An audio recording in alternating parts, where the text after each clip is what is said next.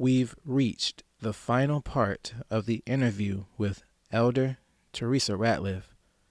Thank you for following along with the episodes, and I look forward to continuing with this and other talks in the comments section. Let's finish strong and end this interview on a high note. All right, so to finish out our discussion, I bring up this last topic because it was something that I had ended up talking with my grandfather about before he had passed. We were talking about roles in society and how we are to be, in our respective roles. All of what we discussed, we were talking about women's rights, we were talking about, DEI initiatives and all that stuff. A lot of that worldly concern gets mute whenever we come into the body, because we have a mission at that point. We have a mission to build and to grow and to help others as we go along, and to potentially and prayerfully get them saved along the way. But when we talk about societal roles, and we're talking about things like how most people would say, for men we got to go out to war and we got to do all these things and build these things, and the women, they got to stay home and raise the children and stuff like that. That's all fine and dandy, and like we discussed, you can choose to do what you want. It's just what your goals are at the end of it. We're talking about how society views us. For young boys, they had that famous saying, "Boys will be boys." Right. They'll run around, beat each other up. They'll grow up, probably smash a window or something. Okay, boys will be boys. Right. And then they'll go into their young adulthood where they'll start to pick up a trade, maybe. They'll start to work with their hands more, maybe get into sports more. Right. Whatever, and then from there they'll go on to either get into the military. They'll go and they'll fight their wars. They'll become better and more well-rounded men who can hold conversation at a deeper level and be able to handle what they need to handle at deeper levels. And then later past that, they become the fathers. They become the educators. That at that point, that's the paradigm shift where now we've lived our lives, and now we're teaching these younger men these younger boys how to be men. Right. And then from there, leading up into our elderly years, where we are now just watching what we've helped to establish. We're wiser. We have a lot more knowledge of how the world works. We have a lot more knowledge of how our relationships with God and our family are supposed to be. And we're able to be there as kind of a living encyclopedia for the younger generation, And so that is in a nutshell how men are viewed in society based off of what I've noticed. The men who do right, I should say. Okay. And I was wondering, because I have not gotten the perspective of a woman on that topic, and I wanted to see if it aligned with that same ideal, or was there something different when it came to how women are represented in society at the different stages of their development. And if you could help me with that, basically help me to just verbalize how people's perception of a woman should be compared to what it may be, if that makes sense. People in the church or people? Well, women in general for now, I should say. From a child on up? Yeah. From a child, how they tell you have to sit a certain way. You have to have posture. Don't wear certain clothing. Right. That's all as a child growing up. Don't be around all of these young men. Don't be around all of these young boys. Do your hair a certain way. That can weigh on a woman. That can weigh on a young girl. And even as growing up to be a teenager, same thing. You have to wear this or dress like this, do your hair like this. Same, basically what you were saying. Yeah. Would you say that in the span of girlhood going into young womanhood, the similarities are more prevalent than, say, going from a young woman into a fully grown woman?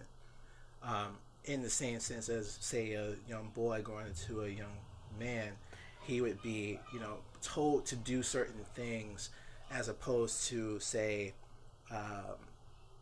in the more physical sense, as opposed to a girl. Again, because these roles are separate, and they're separate for a reason. And I guess what I'm really trying to touch on is why that difference is. Why is it that the boy is different from the girl, and why is the girl different from the boy? Well, because women, we go through a lot. I'm not going to even say it shouldn't be a difference, because it should be, because boys are different. They develop just like women develop. It's just like women develop different things, and women go through, her menstrual and different things like that, so that's the difference for me. Now, I know that prepubescence and then getting into puberty and all that stuff, that's really the area where the young boy becomes the young man and the young girl becomes the young woman. The things that they're taught before that, though, do you feel like they're being, like, to teach a young boy how to go about, say, doing the physical chores that a boy should know in order to be a man? Do you feel like that's important, or that should be, that more emphasis should be placed on that? Yeah, because it brings structure. Yeah, Okay. it brings structure as they're getting older.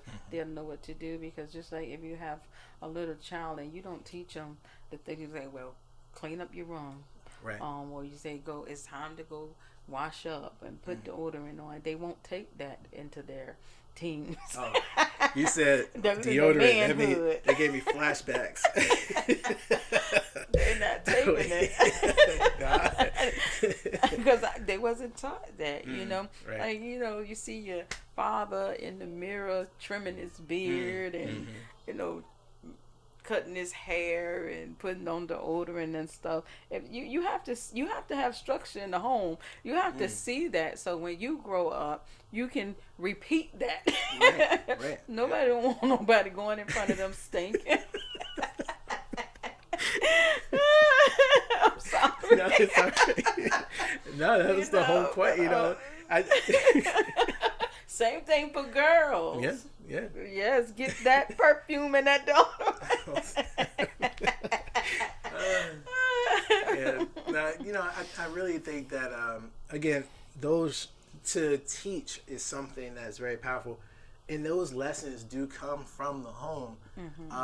And that's why, again, all that stuff is so important, to actually have that structure, to fight for that structure. I was listening to, I'm not sure if you're familiar, but Dr. Jordan Peterson, he has a whole book series on the 12 rules for life, he calls it. And I read his book. It's really good. One of the key takeaways from the book is to make sure that you live your life in a very neat and orderly way. That extends to making sure that you have everything that you need. And he goes on to talk a lot about how women need to be as choosy as possible, because that's what allows them to have the structure that's needed in order to raise a proper family. But even just aside from that, to actually be stable, to not have to go from one place to the next and constantly chasing after this guy because he's not doing right, but then he still had kids. You had his kids and all that stuff. It's a mess when you allow it to be a mess. But if you get it in order and you say, hey, nope, I'm good, I'm just gonna go over here, somebody else got me. then to be that choosy is important. Right. For guys, that actually cuts off the guy from being the whoremonger, let's say, from going from woman to woman. That cuts him off, because the more that women say no, the more that you're forced to stay with one partner.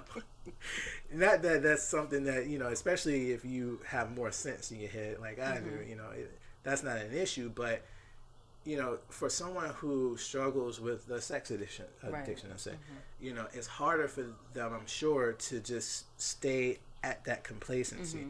But to be choosy means, okay, I know what I want out of this situation. I know that I don't want to be running around loosely. I know that I want to have a stable home. I want to have a stable partner. I want to have stable children. Okay, let me get myself right. Right. And then, I'll let who comes along, I can judge them based off of the criteria that I set up. Right.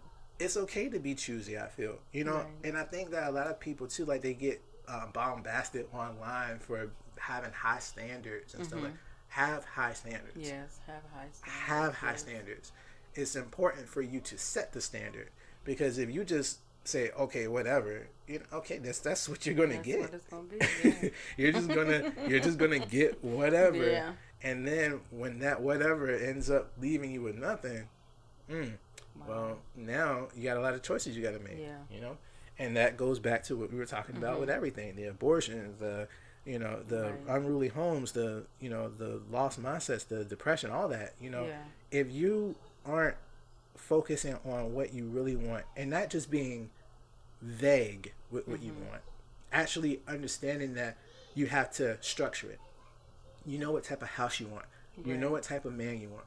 You know what you want that man to do for you, and what you're not willing to accept. Right. Let those be the criteria that you set for your life, and watch how beautiful your life turns out. That's right. Yes. And don't worry about the chase. And there's so many guys who they'll make up the story on the spot. They'll get you feeling all hot and okay, spitting their game, Yes. But then you get them home. Good Lord. Like, what did I do? What did I do? Who is this? Right. Oh my goodness. No, but that's why I wanted to bring it up, because representation in society is important, and I think that Americans in general have lost that representation to a degree. We're talking about a civilization that's gone from dressing very well, caring about the way that they present themselves, having high standards, to a society where we just wake up, put on some slippers, and go out the door. Right. Did we put on underwear? I hope so. Oh well. We lost what made a lot of the country stable. Right. And as believers, I know that that's not necessarily that much of an issue, but it does become an issue for people who are new converts and those who don't rightly know the word the way they should, because they have a preconceived idea of what they should be, but that idea needs to change. Yeah. And that change can only be for the better, because right now it's a lot. It's something.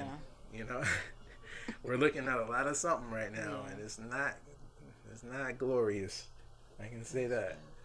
But no, as far as like a woman's role in society, do you feel as though the role is represented to the point where a girl coming up, let's say, can understand what she should strive for? Wow, that's good. Yeah. Well, the Bible even speaks of that. We as the older women should teach the younger women how to, be good homekeepers, housekeepers, how to treat your husband, how not to be indulged in alcohol, how to raise your children up. How to dress. Yep. How to dress. You Yeah, we as the older women should be able to teach them. And I'm not like the oldest woman, but I can teach a thing or two, Yeah. you know. Right. And that's what we're supposed to be doing. They should follow our examples, if we giving them something to follow, the right example to follow. They shouldn't be lacking in anything. If they pay attention, Right. they shouldn't be lacking. And I agree with that, especially because of everything that we discussed and how going forward with a person's life, that structure really would help to guide that person to a better life than anything.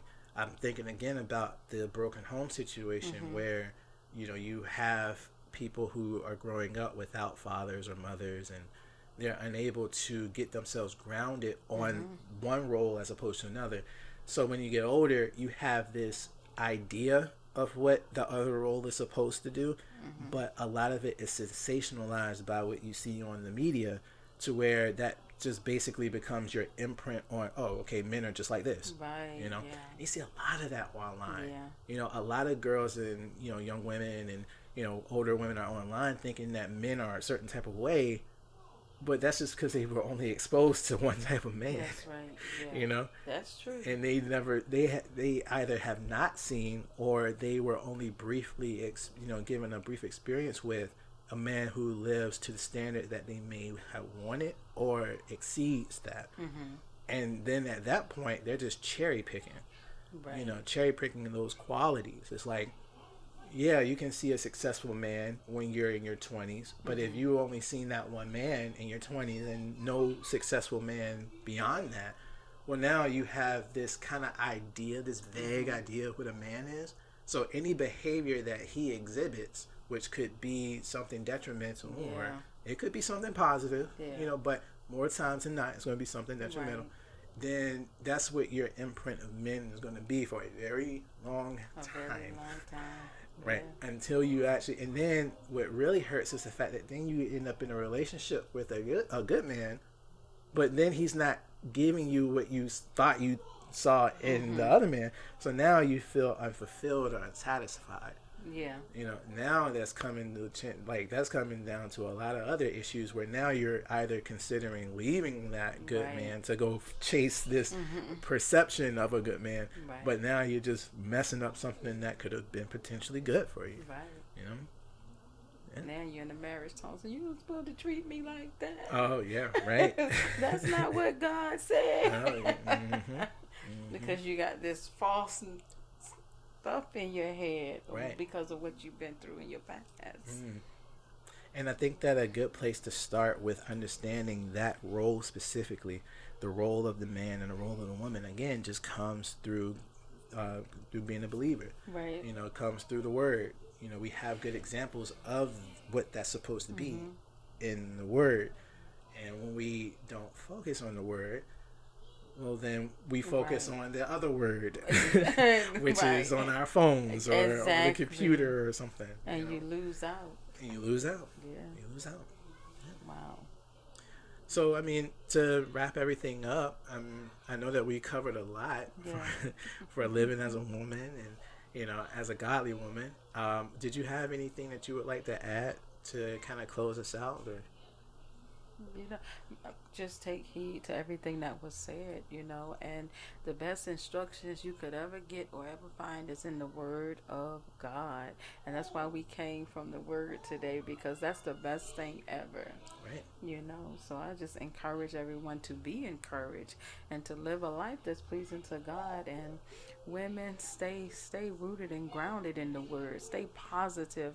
The only way you're going to stay positive is by being in the Word, because that is your strength and that is your life. And you can't find peace or happiness in anything else but the Lord. And He brings that happiness even through a man. Right.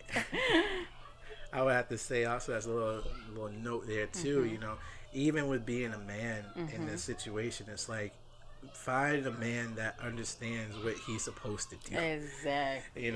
Because especially if you find someone who is not focused, or has no ambitions other than their own selfish interests, well then yeah, you're gonna get what you got at the end of the Right. day. There's not gonna be anything else that you can say or do. You're gonna be committed to someone who has their own ideology, Right.